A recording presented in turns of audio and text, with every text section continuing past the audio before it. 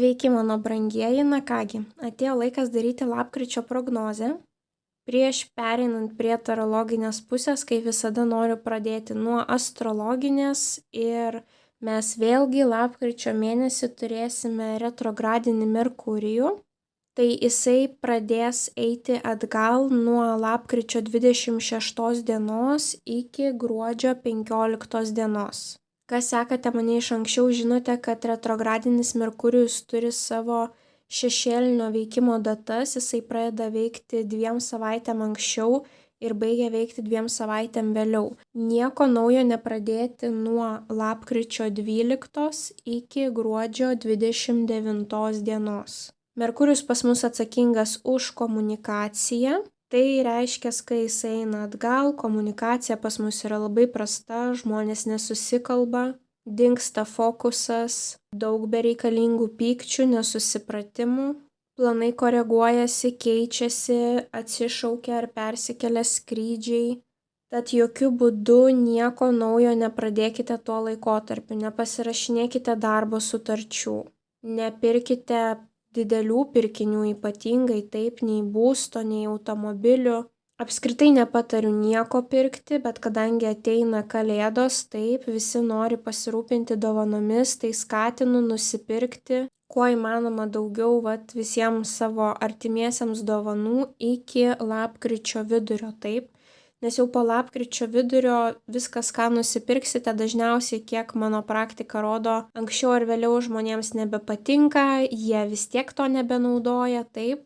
Blogas laikas pirkti elektroniką, elektronika labai dažnai genda, tenka atiduoti į garantinius taisymus. Nors atrodo naują dalyką nusipirkote, taip, bet vis tiek tas daiktas nėra antiek sėkmingas. Puikus metas grįžti į vietas, kuriuose buvote kažkada tais praeityje, perdaryti esamus dalykus, taip, jeigu turite savo verslą, kažkokias tai užduotis, prie kurių vis neprisėsdavote, tai puikus metas. Puikus metas keliauti į archyvą, analizuoti praeities klaidas. Ką būtinai noriu pabrėžti, jokių operacijų, jokių grožio skalpelių, jokių injekcijų. Jeigu tai gyvybės ir mirties klausimas, žinoma, keliaukite, operuokitės, taip, gydykitės, bet jeigu jūs planuojate kažką tais dėl grožio, estetikos tikslų ar apskritai dėl sveikatos, bet tos operacijos yra planuojamos iš anksto, tai atidėkite iki sausio arba pasistengkite jas atlikti iki lapkričio vidurio, taip. Kodėl taip sakau, nes gydytojo atidumas irgi dingsta, dažnai įvyksta kažkokie tais nesusikalbėjimai. Dažnai būna, kad daugiau paskaudi po operacijų, nes gydytojai ne tuos vaistus duoda, įvyksta kažkokie tais nesusipratimai, per mažas kiekis anestezijos ir gaunasi, kad žmogų operuoja, jisai jaučia viską, ką jam daro. Visokių tokių nesusipratimų gali būti, taip. Tai jeigu jau tai bus, kad operuositės, išlaikykite kuo didesnį budrumą, kuo daugiau visas detalės išanalizuokite, 15 kartų gydytojams, seselėm, visiems pakartokite, dėl ko jūs čia atėjote, kad tiesiog išvengtumėte tokių nesėkmingų kliurkų, taip. Jeigu vis dėlto eisite į naują darbą retrogradinio periodo laiku ir pasirašinėsite tuo laiku sutartį, tai darbas nebus ilgam laikotarpiui, kokiam jūs planuojate. Bus taip, kad greičiausiai vis tiek greitų metų reikės jums iš jo išeiti, kažkas bus ne taip, kaip jūs įsivaizdavote. Jums gali visos tiesos nepasakyti. Jeigu pinigų reikia, aišku, eikite į tą darbą, bet tikrai nemastykite, kad darbdavio pažadai tikrai bus įgyvendinti ir kad viskas ten rožėmis klota. Taip, turėkite kritinį mąstymą, ir būkite pasiruošę, kad greičiausiai nebus taip, kaip jie sako, taip. Neimkite paskolų, ypatingai ilgamečių paskolų, taip. Gali būti, kad neapskaičiuosite rizikos, sunku bus išmokėti paskui. Žodžiu, visi kontraktai perkeliami, taip. Ir turėkite kuo daugiau kantrybės, nes tikrai žmonės gali nusišnekėti, kažką ne taip pasakyti, jūs galite įsižeisti. Būtinai perklauskite, jeigu jums atrodo, kad žmogus tikrai jūs norėjo įžeisti, taip. Jeigu pirksite bilietus, atidžiai žiūrėkite datas. Būna, kad žmonės nusiperka tai dienai, bet ne tiem metam arba ne tam mėnesiui, arba ne tokiam kiekiu asmenų, arba prasilenkia laikai. Jeigu keliausite kažkur, būtinai pasižiūrėkite, ar nepamiršote paso, kitų dokumentų, nes tiesiog toks didžiulis užmarštumas. Tai manau, kad visus pagrindinius dalykus pasakiau. Dar kaip visada noriu priminti, kad jūsų paspaustas patinka mygtukas po šiuo video padės mano kanalui augti, o kuo mūsų daugiau susirinks, tuo daugiau prognozių galėsite tikėtis pamatyti šiame kanale. Taipogi, jeigu žinote žmonių, kurie domisi astrologija, tarologija ir jiems būtų naudinga tai išgirsti, nepamirškite pasidalinti vaizdo įrašu ir su jais. Na ir aišku, jeigu nepatingėsite dar parašyti keletą žodžių komentaruose, tai labai mane pradžiuginsite. Visiems atrašau ir mane jūsų komentarai tik dar labiau motyvuoja. Na ir aišku, jeigu dar neužsiprenumeravote šio kanalo, tai būtinai skatinu tai padaryti, kad nepraleistumėte jums svarbių ir aktualių prognozių. Astrologijos ir tarologijos pagalba mes galime suefektyvinti savo kasdienybę taip ir padaryti kuo sėkmingesnius pasirinkimus savo gyvenime. Taip pat, kaip visada primenu, nepamirškite prognozę žiūrėti pagal 3 pozicijas – Saulės poziciją, Mėnulio ir Ascendento. Jeigu šių pozicijų dar nežinote, po šio vaizdo įrašo aprašyme rasite nuorodą į trumpą 5 minučių vaizdo įrašą, kuriame paaiškinu, kaip greitai jas susižinoti. Tuomet jau turėsite pilnai tikslų, aišku, viso mėnesio vaizdą. Tai greičiausiai viską pasakiau ir dabar mes jau galėsime keliauti prie tarologinės pusės. Ožiaragiai. Pagrindinis įvykis ožiaragiams – 1 lapkričio savaitę. Kas lauks ožiaragių?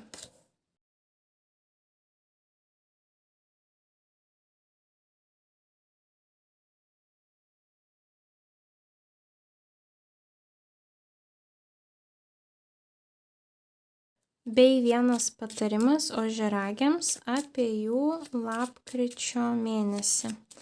Ką svarbu žinoti ožiaragiams?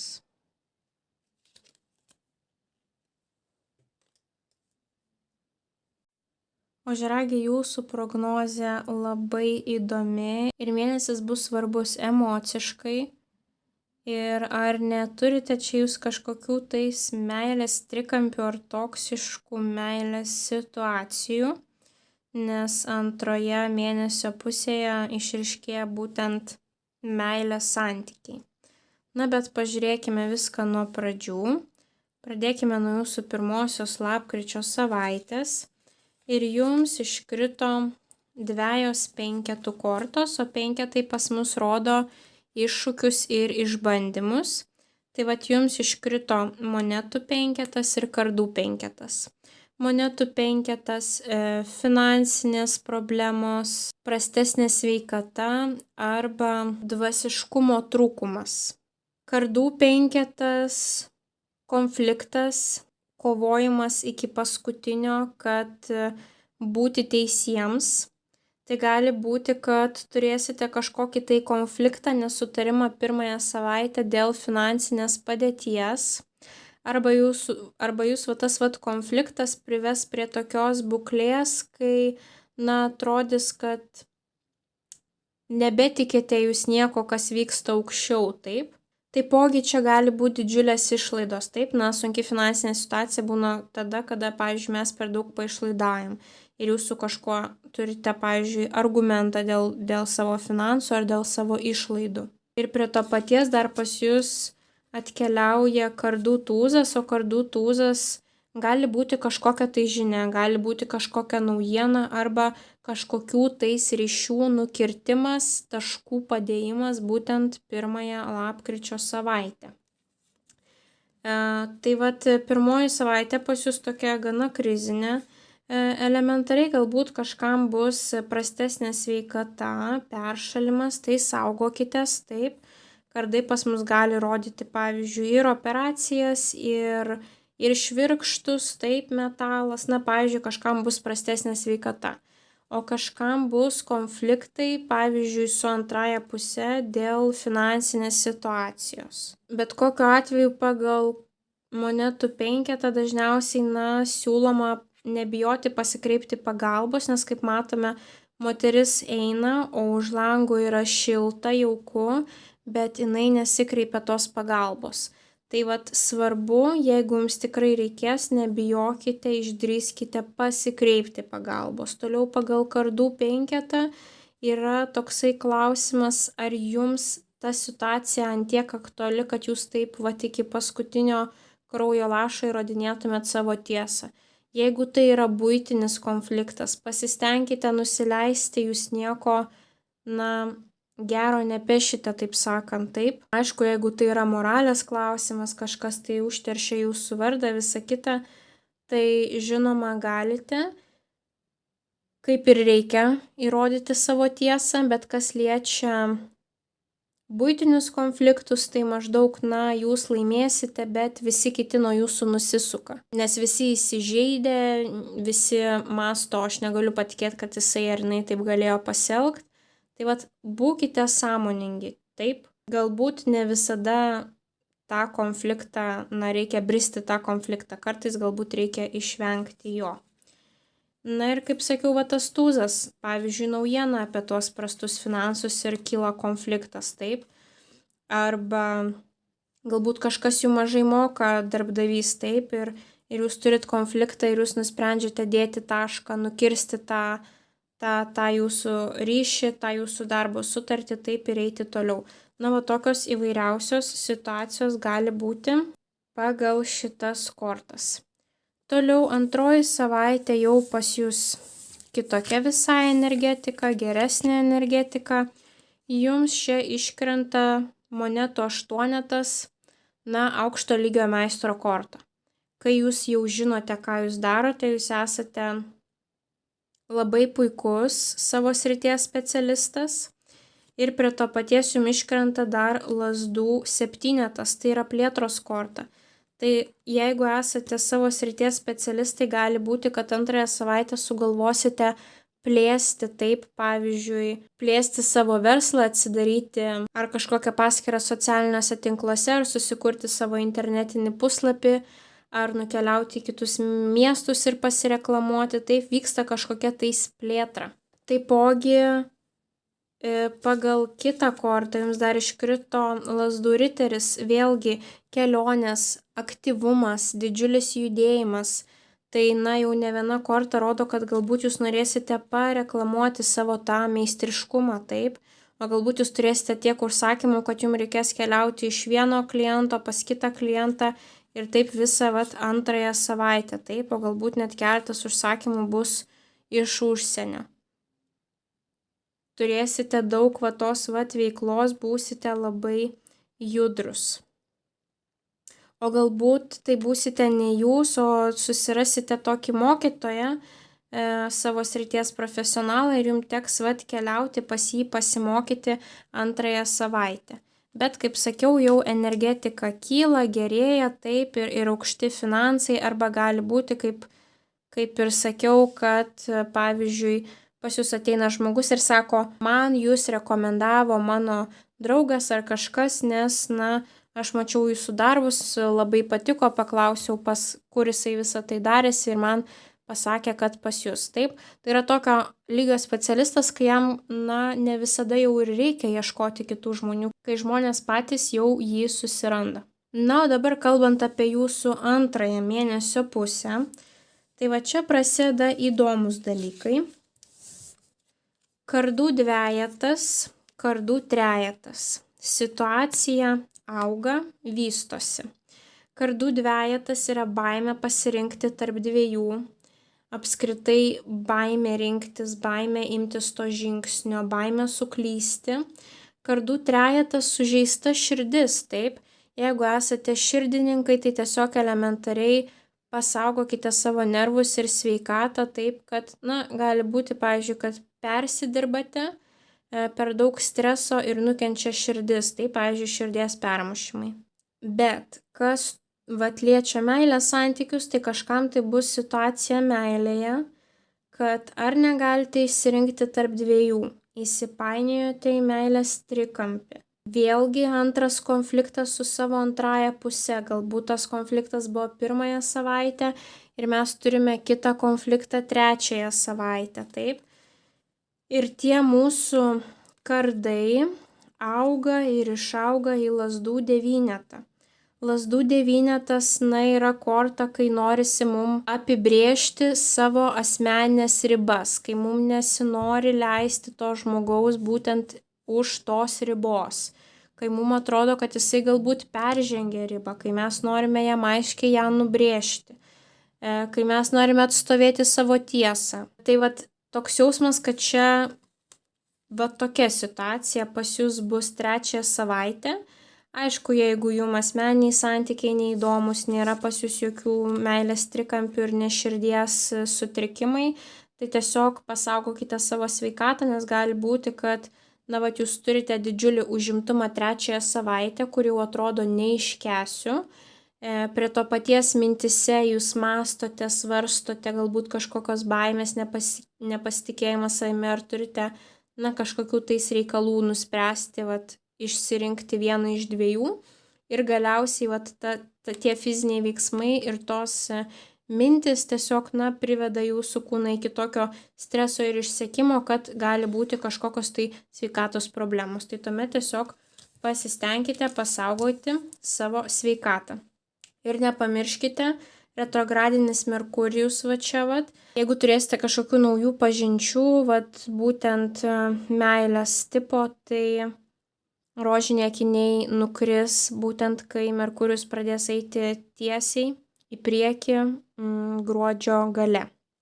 Tai reiškia, iki to laiko jūs matysite žmogų visiškai kitaip. Dažniausiai būna, jeigu sutinkate ir jums nepatinka žmogus, po to jums jisai labai gali patikti, bet jeigu jūs sutinkate ir jums atrodo, wow, koks nerealus žmogus, tai greičiausiai labai greitai jūs juo nusivilsite. Gali būti ir tokia situacija būtent 3 savaitę. Tuomet 4 savaitę jums iškrito labai įdomios kortos. 2 moteris, monetų dama ir lazdų dama. Tai reiškia, jums bus jos svarbios. Ir būtent dėl to aš jums ir sakiau, kad galbūt čia viskas susijęs su meilės trikampiu. Ir prie to paties iškrenta kardų riteris. O kardų riteris yra labai greitas, pats greičiausias, galite netikėtai sužinoti kažkokią žinią ir visai neturėsite laiko pamastyti, jūs turėsite imtis veiksmų, jūs turėsite iš karto veikti, taip. Gali būti vėlgi konfliktas, nes kardų riteris yra labai agresyvus ir kovingas. Pas jūs čia kažkoksai tai konfliktas, pyktis, čia pas jūs kažkokie įsižeidimai, taip, savo ribų atstovėjimai, čia pas jūs irgi gali būti, taip, aišku, čia turėtų labiau plėtra būti, bet vėlgi gali būti vienas žmogus prieš keletą, taip, turi atstovėti savo. Tai čia vėlgi toks jausmas kažkoksai tai konfliktas. Ir nebūtinai jos bus jūsų meilės sferos moteris, gali būti mama ir sesė, mama ir teta, 2 draugės jūsų, gali būti bet kas iš tiesų. Tai viena moteris turėtų būti žemės ženklo, mergelė, ožiaragis, jautis. Kita moteris turėtų būti ugnies ženklo, liūtas, avinas, šaulys. Dabar jeigu pagal profesijas, taip, nes galbūt šios kortos nori ne zodiako ženklus parodyti, o profesijas. Tai šita moteris turi dirbti su finansais, su pinigais, kažkokia tokia profesija, o šita moteris turi būti, kaip tik tokio labiau fizinio darbo, veikli, judri, arba įsakinėti, nes šitos moteris labai mėgsta įsakinėti, būti tie kardinolai, taip, bet profesijos judrios, kas gali būti sporto trenerė, virtuvės šefė, kirpėja, viskas taip, kas juda, daug juda savo darbo eigoje. Tai kažkas svarbaus, kažkoks įvykis bus susijęs su šiomis 2 moterimis paskutinėje savaitę. Arba jūs su jomis kažkaip tai susipyksite, arba jos bus nepatenkintos jūsų elgesiu, arba kažkokia tai svarbi žinia ateis susijusi su jomis, ar ta žinia ateis iš jų. Ir taipogi šitos moteris gali būti iš jūsų praeities, kadangi kai Merkurijus retrogradinis, tai labai sutinkame daug žmonių iš praeities, taip. Klasiokų, grupiokų, senų meilių, buvusių meilės partnerių, taip. Tai kažkuom jos bus labai aktualios ir jūsų mėnesio patarimas. Jums iškrito kardų 10. Turite paleisti situaciją, nes jinai nebepagerės. Ir mes čia matome lavoną, tai vat, kai žmonės sako, tai galbūt reikia kovoti už tą žmogų, ar kovoti už aukštesnį atlyginimą, taip neišeiti. Tai tarologai visada sako, pasižiūrėkite, čia juk lavonas, ar lavoną galima atgaivinti? Ne, viskas. Šitas skyrius jūsų gyvenime užsidarė ir jisai užsidaro pas jūs lapkričio mėnesį ir jūs turite kuo greičiau susitaikyti, priimti šitą realybę ir pasišalinti ir suteikti jūsų gyvenime vietos naujai energetikai, naujiem žmonėm, kurie bus tikrai naudingi jūsų šitame gyvenimo etape. Tai vat tokia korta jums iškrito, toksai svarbus patarimas ir apskritai pas jūs daug kardų kortų iškrito ir tokių kardų kortų, kurios rodo konfliktus. Tai kaip ir sakiau, būkite budrus, labai gerai pamastykite, kur verta kariauti, kur neverta kariauti ir palikite visą toksiškumą, nebelipdykite daugiau nieko. Keliaukite į priekį ir pamatysite, kaip viskas susiklosto tik į gerą. Tai linkiu jums didžiausios sėkmės, brangieji ožiaragiai, o mes susimatysime jūsų kitose prognozėse. Ate, ate.